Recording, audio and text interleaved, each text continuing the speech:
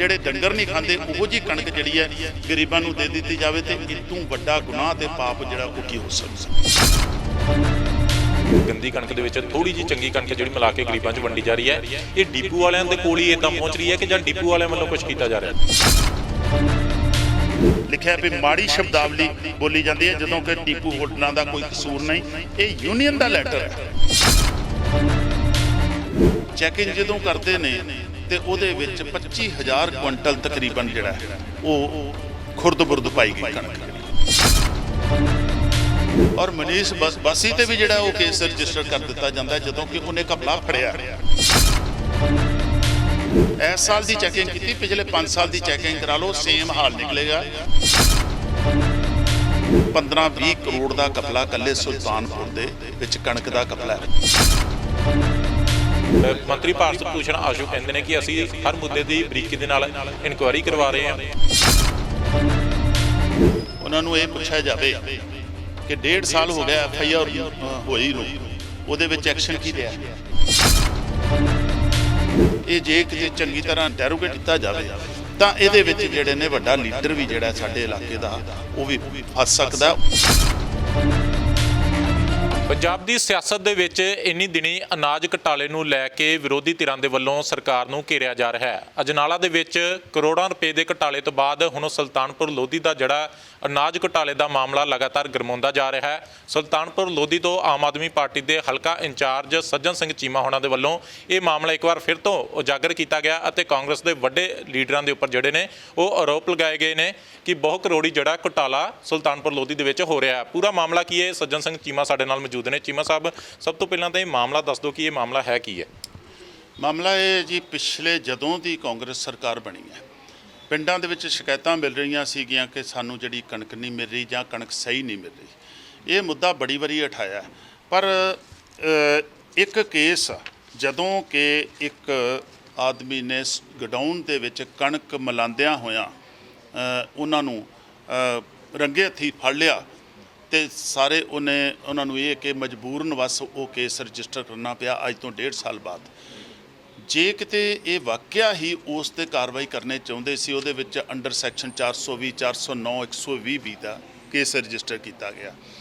ਜੇ ਇਹ ਮਹਿਕਮਾ ਜਾਂ ਉਹਨਾਂ 'ਤੇ ਪ੍ਰੈਸ਼ਰ ਨਾ ਹੁੰਦਾ ਪੁਲਿਸ ਦੇ ਉੱਤੇ ਤੇ ਇਹ ਹੁਣ ਤੱਕ ਅਰੈਸਟ ਹੋਣੀ ਸੀ, ਕੁਛ ਨਾ ਕੁਛ ਹੋਣਾ ਸੀਗਾ। ਪਰ ਅਫਸੋਸ ਦੀ ਗੱਲ 1.5 ਸਾਲ ਹੋ ਗਿਆ, ਅਜੇ ਤੱਕ ਉਸ ਕੇਸ ਦੇ ਵਿੱਚ ਕੋਈ ਕਾਰਵਾਈ ਨਹੀਂ ਹੋਈ। ਔਰ ਉਹਦਾ ਇੱਕ ਮੇਨ ਦੋਸ਼ੀ ਜਿਹਦੇ 'ਤੇ ਅਸੀਂ ਸ਼ੱਕ ਕਰਦੇ ਹਾਂ ਕਿ ਉਹਨੂੰ ਸਿਆਸੀ ਸ਼ਹਿ ਪ੍ਰਾਪਤ ਹੈ ਔਰ ਸਾਬਤ ਵੀ ਇਸ ਕਰਕੇ ਹੁੰਦਾ ਹੈ ਕਿ ਇਹ ਕੇਸ ਰਜਿਸਟਰ ਹੋਣ ਤੋਂ ਬਾਅਦ ਵੀ ਉਹ ਤਕਰੀਬਨ 1.5 ਸਾਲ ਉਸੇ ਪੋਸਟ ਦੇ ਉੱਤੇ ਕੰਮ ਕਰ ਰਿਹਾ, ਇੱਕ FIR ਹੋਣ ਤੋਂ ਬਾਅਦ ਵੀ, ਔਰ ਉਹਨੂੰ ਕੋਈ ਅਰੈਸਟ ਨਹੀਂ ਹੈ। ਜਦੋਂ ਕਿ ਕੇਸ ਰਜਿਸਟਰ ਹੋਇਆ ਉਹਨੂੰ ਅਰੈਸਟ ਕਰਨਾ ਚਾਹੀਦਾ ਔਰ ਉਹ ਬੰਦਾ ਉਸੇ ਪੋਸਟ ਦੇ ਉੱਤੇ ਉਸੇ ਤਰ੍ਹਾਂ ਹੀ ਕੰਮ ਕਰ ਰਿਹਾ। ਔਰ ਉਸ ਤੋਂ ਬਾਅਦ ਇਹਨਾਂ ਦੇ AFSO ਆਉਂਦੇ ਨੇ ਨਵੇਂ ਜਨਵਰੀ ਦੇ ਵਿੱਚ ਮਨੀਸ਼ ਬਾਸੀ ਆਉਂਦੇ ਨੇ, ਉਹ ਚੈਕਿੰਗ ਕਰਦੇ, ਫਿਜ਼ੀਕਲ ਚੈਕਿੰਗ ਜਦੋਂ ਕਰਦੇ ਨੇ ਤੇ ਉਹਦੇ ਵਿੱਚ 25,000 ਕੁਇੰਟਲ ਤਕਰੀਬਨ ਜਿਹੜਾ ਉਹ ਖੁਰਦ-ਬੁਰਦ ਪਾਈ ਗਈ ਕਣਕ ਜਿਹੜੀ ਆ। ਔਰ ਉਸ ਆਫੀਸਰ ਨੂੰ ਇਹ ਚੈਕਿੰਗ ਦੀ ਸਜ਼ਾ ਇਹ ਮਿਲਦੀ ਹੈ ਕਿ 1 ਮਹੀਨੇ ਬਾਅਦ ਉਹਦੀ ਉੱਥੋਂ ਪੋਸਟਿੰਗ ਕੀਤੀ ਜਾਂਦੀ ਹੈ। ਔਰ ਉਹਨੂੰ ਜਿਹੜਾ ਮੈਨੂੰ ਪਤਾ ਲੱਗਾ ਕਿ ਉਹਨੂੰ ਬਹੁਤ ਦਬਾਅ ਪਾਇਆ ਗਿਆ ਵੀ ਤੂੰ ਚੈਕਿੰਗ ਕਿਉਂ ਕੀਤੀ ਹੈ, ਤੂੰ ਗੱਲ ਨੂੰ ਦਬਾਉਣ ਦੀ ਕੋਸ਼ਿਸ਼ ਕੀਤੀ ਗਈ। ਜਦੋਂ ਗੱਲ ਨਹੀਂ ਦੱਬੀ ਤੇ ਤਕਰੀਬਨ 2 ਮਹੀਨੇ, ਇਸ ਤੋਂ 2 ਮਹੀਨੇ ਬਾਅਦ, 3 ਮਹੀਨੇ ਬਾਅਦ, 2-2.5-3 ਮਹੀਨੇ ਦੇ ਬਾਅਦ ਜਦੋਂ ਗੱਲ ਇਹ ਨਹੀਂ ਦੱਬੀ ਤਾਂ ਮਹਿਕਮੇ ਨੇ ਆਪਣੇ ਤੌਰ ਤੇ ਇੱਕ ਇਨਕੁਆਇਰੀ ਕਰਾ ਕੇ ਤੇ ਉਹ ਕੇਸ ਲਿਖ ਕੇ ਭੇਜਤਾ, ਡਾਇਰੈਕਟਰ ਕੋਲ ਮਨਜ਼ੂਰੀ ਆ ਗਈ ਔਰ ਆ ਨਵੀਂ FIR ਜਿਹੜੀ ਹੈ ਉਹ ਦਰਜ ਹੋਈ ਹੈ। ਡੇਟ ਹੈ 13/2 ਨੂੰ ਜਿਹੜੀ ਹੈ ਉਹ FIR ਜਿਹੜੀ ਹੈ। ਅੱਛਾ, ਇਹ FIR ਦੇ ਵਿੱਚ ਕਿਹੜੇ ਬੰਦਿਆਂ ਦੇ ਨਾਮ ਆਏ ਫਿਰ? ਇਹਦੇ ਵਿੱਚ ਜਿਹੜੇ ਨੇ 6 ਬੰਦੇ ਜਿਹੜੇ ਨੇ ਉਹ ਹੈਗੇ ਨੇ ਜੀ, ਵਿਵੇਕ ਸ਼ਰਮਾ, ਭੁਪਿੰਦਰ ਸਿੰਘ, ਇੰਸਪੈਕਟਰ ਵਿਕਾਸ ਸੇਠੀ, ਰਾਜੇਸ਼ਵਰ ਸਿੰਘ ਤੇ ਮਨੀਸ਼ ਬਾਸੀ। ਔਰ ਮਨੀਸ਼ ਬਾਸੀ ਤੇ ਵੀ ਜਿਹੜਾ ਉਹ ਕੇਸ ਰਜਿਸਟਰ ਕਰ ਦਿੱਤਾ ਜਾਂਦਾ ਜਦੋਂ ਕਿ ਉਹਨੇ ਘਪਲਾ ਫੜਿਆ। ਅੱਛਾ, ਜਿਹਨੇ ਚੈਕਿੰਗ ਕਰਵਾਈ ਉਹਦੇ ਉੱਪਰ ਹੀ ਜਿਹੜਾ ਉਹ ਕੇਸ ਦਰਜ ਕਰਤਾ, ਉਹਦੇ ਤੇ ਵੀ ਕੇਸ ਜਿਹੜਾ ਉਹ ਰਜਿਸਟਰਡ ਕਰ ਦਿੱਤਾ ਗਿਆ ਆ। ਸੋ ਇਹ ਜਿਹੜਾ ਇੱਕ ਮੈਂ ਸਮਝਦਾ ਕਿ ਬੜੀ ਵੱਡੀ ਬੇਇਨਸਾਫੀ ਹੈ ਕਿ ਜੇ ਕਰਪਸ਼ਨ ਤੇ ਜੇ ਤਾਂ ਕੀਤੀ ਹੁੰਦੀ ਉਹ ਘਪਲੇ ਨਾਲ ਸਹਿਮਤ ਹੁੰਦਾ ਤੇ ਉਹਨੇ ਤੇ ਘਪਲਾ ਫੜਿਆ। ਪਿੱਛੇ 5 ਸਾਲ ਤੋਂ ਚੱਲਦਾ ਆ ਰਿਹਾ, ਇਸ ਸਾਲ ਦੀ ਚੈਕਿੰਗ ਕੀਤੀ, ਪਿਛਲੇ 5 ਸਾਲ ਦੀ ਚੈਕਿੰਗ ਕਰਾ ਲਓ, ਸੇਮ ਹਾਲ ਨਿਕਲੇਗਾ। ਇਸ ਸਾਲ ਦੇ ਵਿੱਚ ਹੀ 5 ਕਰੋੜ ਦਾ ਘਪਲਾ ਹੈ ਤੇ ਪਿਛਲੇ 5 ਸਾਲਾਂ 'ਚ ਚਲੋ ਘੱਟ ਵੀ ਲਾ ਲਓ ਤੁਸੀਂ, 25 ਨਾ ਲਾਓ, 15-20 ਕਰੋੜ ਦਾ ਘਪਲਾ ਇਕੱਲੇ ਸੁਲਤਾਨਪੁਰ ਦੇ ਵਿੱਚ ਕਣਕ ਦਾ ਘਪਲਾ ਹੈ। ਅੱਛਾ, ਜਿਹੜੇ 6 ਬੰਦਿਆਂ ਦਾ ਤੁਸੀਂ ਨਾਮ ਲਿਆ, ਇਹਨਾਂ ਦੇ ਵਿੱਚੋਂ ਇੱਕ ਨੇ ਤਾਂ ਚੈਕਿੰਗ ਕਰਵਾਈ, ਉਹਦੇ ਉੱਪਰ ਹੋ ਗਿਆ। ਜਿਹੜੇ 5 ਬੰਦੇ ਨੇ ਉੱਪਰ ਵਾਲੇ, ਇਹ ਵਾਕਈ ਲੱਗਦਾ ਕਿ ਇਹਨਾਂ ਨੇ ਹੀ ਕੀਤਾ ਕਿ ਜਾਂ ਇਹਨਾਂ ਦੇ ਵਿੱਚੋਂ ਵੀ ਕੋਈ ਨਿਰਦੋਸ਼ ਪਾਇਆ ਗਿਆ? ਦੇਖੋ ਇਹ ਤੇ ਇਨਵੈਸਟੀਗੇਸ਼ਨ 'ਚ ਆਏਗਾ, ਪਰ ਮੈਂ ਇੱਕ ਜਿਹੜਾ ਇਹ ਮਨੀਸ਼ ਬੱਸੀ ਹੈ, ਇਹ ਜਿਹੜਾ ਮੈਨੂੰ ਬਿਲਕੁਲ ਲੱਗਦਾ ਹੈ ਕਿ ਜੇ ਉਹ ਕਰਪਸ਼ਨ ਕਰਦਾ ਹੁੰਦਾ ਜਾਂ ਖੁਰਦ-ਬੁਰਦ ਕਰਦਾ ਹੁੰਦਾ, ਉਹਨੂੰ ਚੈਕਿੰਗ ਕਰਕੇ ਤੇ ਉਹਨਾਂ ਨੂੰ ਸੀਨੀਅਰ ਅਫਸਰ ਦੇ ਨੋਟਿਸ 'ਚ ਲਿਆਉਣ ਦੀ ਜ਼ਰੂਰਤ ਕੀ ਸੀਗੀ? ਇਹ ਤੇ ਹਾਂਜੀ ਸਸਪੈਂਡ ਕੀਤੇ ਜਾ ਰਹੇ, ਉਹ ਬਾਅਦ 'ਚ ਕੀਤੇ ਆ। ਜਦੋਂ ਇਹ ਘਪਲਾ ਹੋਇਆ ਉਸ ਤੋਂ ਬਾਅਦ ਕੇਸ ਰਜਿਸਟਰ ਕੀਤਾ, ਜਦੋਂ ਇੱਥੋਂ ਸਸਪੈਂਡ ਕਰਕੇ ਮਨਜ਼ੂਰੀ ਲਈ ਪਈ ਇਹਨਾਂ ਦੇ ਖਿਲਾਫ ਜਿਹੜੀ ਉਹ ਕਾਰਵਾਈ ਕੀਤੀ ਗਈ, ਉਸ ਤੋਂ ਬਾਅਦ ਉਹਨਾਂ ਤੇ ਕੇਸ ਰਜਿਸਟਰ ਕੀਤਾ, ਨਾ ਕਿ ਉਹਨਾਂ ਤੇ ਪਹਿਲਾਂ ਹੀ ਜਿਹੜਾ ਉਹ ਇਨਕੁਆਇਰੀ ਕੀਤੀ। ਸਸਪੈਂਡ ਦੀ ਕਿਹਦੀ ਗੱਲ ਕਰ ਰਹੇ ਹੋ? ਜਿਹਦੇ ਖਿਲਾਫ ਇਨਕੁਆਇਰੀ ਹੋਈ, ਜਿਹਨੇ ਘਪਲਾ ਕੀਤਾ, ਜਿਹੜੇ ਇੰਸਪੈਕਟਰ ਨੇ? ਹਾਂ, ਮੇਨ ਉਹਨੂੰ ਵੀ ਸਸਪੈਂਡ ਕੀਤਾ ਔਰ 3 ਜਣਿਆਂ ਨੂੰ ਹੋਰ ਕੀਤਾ। ਇਹਦੇ ਵਿੱਚ ਕਿਹਦਾ ਕਿੰਨਾ ਕਸੂਰ ਹੈ ਉਹ ਮੈਂ ਅਜੇ ਨਹੀਂ ਕਹਿ ਸਕਦਾ, ਪਰ ਜਿਹੜਾ ਸਾਬਤ ਹੁੰਦਾ ਸਾਹਮਣੇ ਦਿਖਦਾ ਹੈ, ਜੇ ਮਨੀਸ਼ ਕੀ ਵਿਵੇਕ ਸ਼ਰਮਾ ਜਿਹੜਾ ਇੰਸਪੈਕਟਰ ਹੈ ਉਹ ਵਿੱਚ ਹੈ, ਤੇ ਜੇ ਉਹਦੇ ਤੇ 420 ਦਾ ਮੁਕੱਦਮਾ ਦਰਜ ਹੁੰਦਾ ਹੈ ਤੇ ਉਹਨੂੰ ਸਸਪੈਂਡ ਕਰਨਾ ਚਾਹੀਦਾ ਸੀਗਾ। ਉਹ ਕੰਟੀਨਿਊ ਕਿਉਂ ਕਰ ਰਿਹਾ? ਔਰ ਇਹਦੀ ਜਿਹੜੀ ਹੈ ਉਹਨੂੰ ਸਿਆਸੀ ਸ਼ਹਿ ਪ੍ਰਾਪਤ ਹੈ। ਅੱਛਾ, ਔਰ ਇਹ ਜਿਹੜਾ ਇਹ ਜੇ ਕਿਤੇ ਚੰਗੀ ਤਰ੍ਹਾਂ ਇਨਵੈਸਟੀਗੇਸ਼ਨ ਕੀਤੀ ਗਈ, ਇਹਨੂੰ ਇੰਟੈਰੋਗੇਟ ਕੀਤਾ ਜਾਵੇ ਤਾਂ ਇਹਦੇ ਵਿੱਚ ਜਿਹੜੇ ਨੇ ਵੱਡਾ ਲੀਡਰ ਵੀ ਜਿਹੜਾ ਸਾਡੇ ਇਲਾਕੇ ਦਾ ਉਹ ਵੀ ਫਸ ਸਕਦਾ। ਉਹਨੂੰ ਜਿਹੜੇ ਵਿਵੇਕ ਹੋਣਾ ਦੀ ਗੱਲ ਕਰ ਰਹੇ ਹੋ ਤੁਸੀਂ, ਇਹ ਵਿਵੇਕ ਹੋਣੀ ਉੱਥੇ ਇੰਸਪੈਕਟਰ ਨੇ? ਇਹ ਇੰਸਪੈਕਟਰ ਨੇ। ਅੱਛਾ, ਇਹਨਾਂ ਨੂੰ ਸਸਪੈਂਡ ਨਹੀਂ ਕੀਤਾ ਗਿਆ, ਬਾਕੀ ਇਹਨਾਂ ਨੂੰ ਸਸਪੈਂਡ ਹੁਣ ਕੀਤਾ ਗਿਆ। ਹਾਂ, ਪਹਿਲਾਂ ਤਾਂ ਕੇਸ ਰਜਿਸਟਰਡ ਹੈ, ਉੱਤੇ ਕੇਸ ਰਜਿਸਟਰ ਪਰ ਕੰਟੀਨਿਊ ਕਰ ਰਿਹਾ ਉਹ। ਇਹਦਾ ਮਤਲਬ ਵੀ ਹੁਣ ਕਾਰਵਾਈ ਹੋਣੀ ਸ਼ੁਰੂ ਹੋ ਗਈ ਹੈ? ਹੁਣ ਹੋਈ ਹੈ। ਜਦੋਂ ਇਹ ਮਨੀਸ਼ ਨੇ ਇਹ ਮੁੱਦਾ ਚੱਕਿਆ ਨਾ, ਉਸ ਤੋਂ ਬਾਅਦ ਕੇਸ ਰਜਿਸਟਰਡ ਹੋਇਆ। ਪਰ ਸਾਨੂੰ ਇਹ ਸ਼ੱਕ ਹੈ, ਜਦ ਪਿਛਲੀ FIR ਤੇ ਕੁਝ ਨਹੀਂ ਹੋਇਆ ਤੇ ਇਸ FIR ਤੇ ਵੀ ਸਾਨੂੰ ਸ਼ੱਕ ਹੈ ਵੀ ਇਹਨੂੰ ਤੁੱਥ-ਮੁੱਥ ਕੀਤਾ ਜਾਊਗਾ। ਮੈਨੂੰ ਲੱਗਦਾ ਕਿ ਸਸਪੈਂਡ ਕਰਕੇ ਜਸਟ ਇੱਕ ਫਾਰਮੈਲਿਟੀ ਕੀਤੀ ਜਾ ਰਹੀ ਹੈ, ਕੋਈ ਗ੍ਰਿਫਤਾਰੀ ਨਹੀਂ ਹੋ ਰਹੀ। ਐਵੇਂ ਉਹ ਸਮਝ ਲਓ ਵੀ ਇੱਕ ਕਿਸਮ ਦਾ ਗੁੰਗਲੂਆਂ ਤੋਂ ਮਿੱਟੀ ਝਾੜੀ ਹੈ ਵੀ ਅਸੀਂ ਐਕਸ਼ਨ ਲੈ ਲਿਆ। ਜੇ ਐਕਸ਼ਨ ਵਾਕਈ ਲੈਂਦੇ ਹੁੰਦੇ ਤਾਂ ਪਹਿਲੀ ਜਿਹੜੀ FIR ਉਹ 'ਚ ਕਿਉਂ ਨਹੀਂ ਅਰੈਸਟ ਕਰ ਰਹੇ? ਫਰਦਰ ਇਨਵੈਸਟੀਗੇਸ਼ਨ ਕਿਉਂ ਨਹੀਂ ਹੋ ਰਹੀ? ਇਸ ਕਰਕੇ ਸਾਨੂੰ ਸ਼ੱਕ ਹੈ ਵੀ ਇਹ ਵੀ ਗੁੰਗਲੂਆਂ ਤੋਂ ਮਿੱਟੀ ਝਾੜੀ ਗਈ ਹੈ। ਅੱਛਾ ਚੀਮਾ ਸਾਹਿਬ, ਹੁਣ ਤਾਂ ਸਿਆਸਤ 'ਚ ਖੁੱਲ੍ਹ ਕੇ ਤੁਸੀਂ ਵੀ ਆ ਗਏ ਹੋ, ਹੁਣ ਖੁੱਲ੍ਹ ਕੇ ਨਾਮ ਲਓ ਹਾਂ, ਕਿਹੜੇ ਬੰਦੇ ਨੇ ਜਿਨ੍ਹਾਂ ਦੀ ਸ਼ਹਿਰ ਦੇ ਉੱਪਰ ਜਿਹੜਾ ਇਹ ਹੋ ਰਿਹਾ? ਦੇਖੋ ਇਹ ਸਾਰਿਆਂ ਨੂੰ ਪਤਾ ਹੈ, ਤੁਹਾਨੂੰ ਦੱਸ ਦਿਆਂਗੇ ਜਦੋਂ ਇਨਵੈਸਟੀਗੇਸ਼ਨ 'ਚ ਆਇਆ ਸਾਰਾ ਕੁਝ ਸਾਹਮਣੇ ਆ ਜਾਣਾ। ਮੈਂ ਇੱਦਾਂ ਨਾਂ ਨਹੀਂ ਲਊਂਗਾ, ਪਰ ਹੈ ਉਹਦਾ ਹੱਥ ਹੈ, ਕਿਉਂਕਿ ਬੜੇ ਘਪਲੇ ਜਿਹੜੇ ਨੇ ਉਹ ਸਾਹਮਣੇ ਆਉਣਗੇ ਆਉਣ ਵਾਲੇ ਦਿਨਾਂ ਦੇ ਵਿੱਚ। ਕਿਉਂਕਿ ਮੰਤਰੀ ਭਾਰਤ ਭੂਸ਼ਣ ਆਸ਼ੂ ਹੋਣਾ ਦਾ ਮੈਂ ਕੱਲ ਵੀ ਇੱਕ ਬਿਆਨ ਸੁਣਦਾ ਪਿਆ ਸੀਗਾ।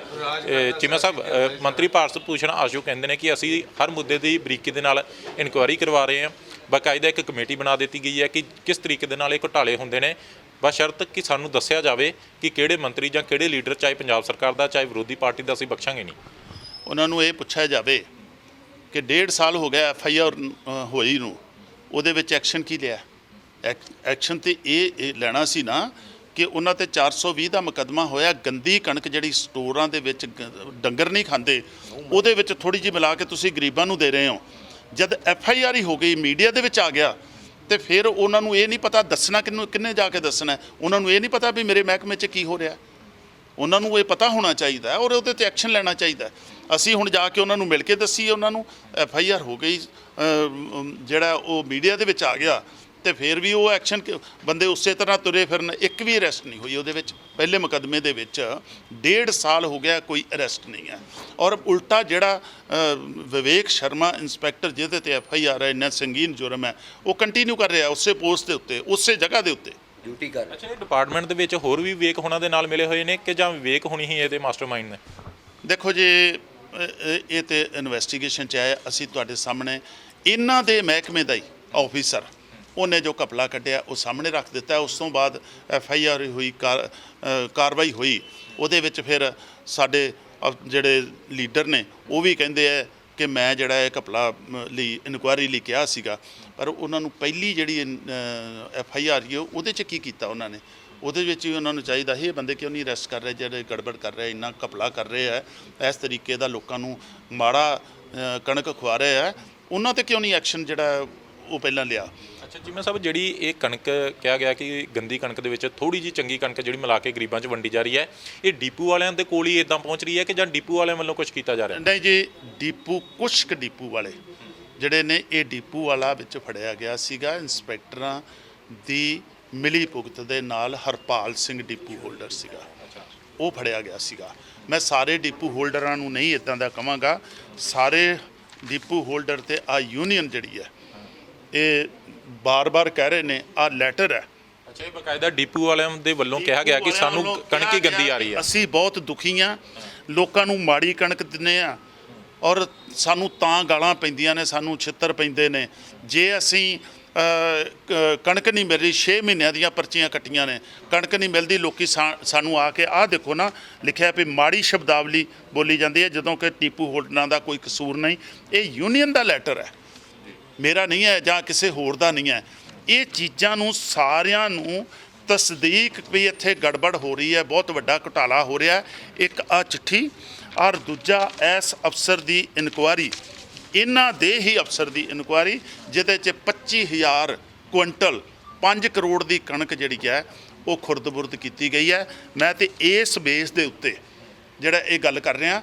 ਤੇ ਤੀਸਰਾ ਜਿਹੜਾ ਸ਼ੱਕ ਹੈ, ਜਿਹੜੀ ਪਹਿਲਾਂ 1.5 ਸਾਲ FIR ਹੋਈ ਹੈ ਪਹਿਲਾਂ, ਉਹਦੇ ਤੇ ਕੋਈ ਕਾਰਵਾਈ ਨਾ ਹੋਣਾ, ਇਹਦਾ ਮਤਲਬ ਕੋਈ ਪੁਲਿਸ ਦੇ ਉੱਤੇ ਬਹੁਤ ਸਿਆਸੀ ਦਬਾਅ ਹੈ, ਜਿਨ੍ਹਾਂ ਦੀ ਮਿਲੀ ਭੁਗਤ ਹੈ।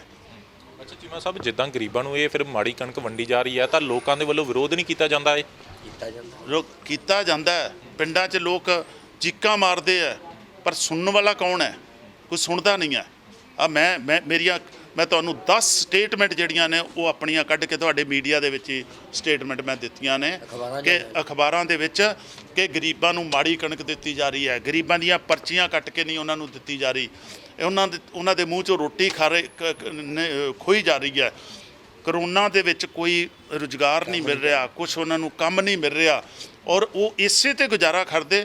ਤੇ ਜੇ ਉਹੋ ਹੀ ਜਿਹੜੇ ਡੰਗਰ ਨਹੀਂ ਖਾਂਦੇ, ਉਹੋ ਜੀ ਕਣਕ ਜਿਹੜੀ ਹੈ ਗਰੀਬਾਂ ਨੂੰ ਦੇ ਦਿੱਤੀ ਜਾਵੇ, ਤੇ ਇਦੋਂ ਵੱਡਾ ਗੁਨਾਹ ਤੇ ਪਾਪ ਜਿਹੜਾ ਉਹ ਕੀ ਹੋ ਸਕਦਾ? ਇਹਦਾ ਮਤਲਬ ਫਿਰ ਤੁਹਾਨੂੰ ਲੱਗਦਾ ਕਿ ਸੁਲਤਾਨਪੁਰ ਲੋਧੀ ਤੋਂ ਇਲਾਵਾ ਪੂਰੇ ਪੰਜਾਬ ਦੇ ਕਈ ਹਲਕਿਆਂ ਦੇ ਵਿੱਚ ਫਿਰ ਇਸੇ ਤਰੀਕੇ ਨਾਲ ਚੱਲਦਾ ਹੋਊ?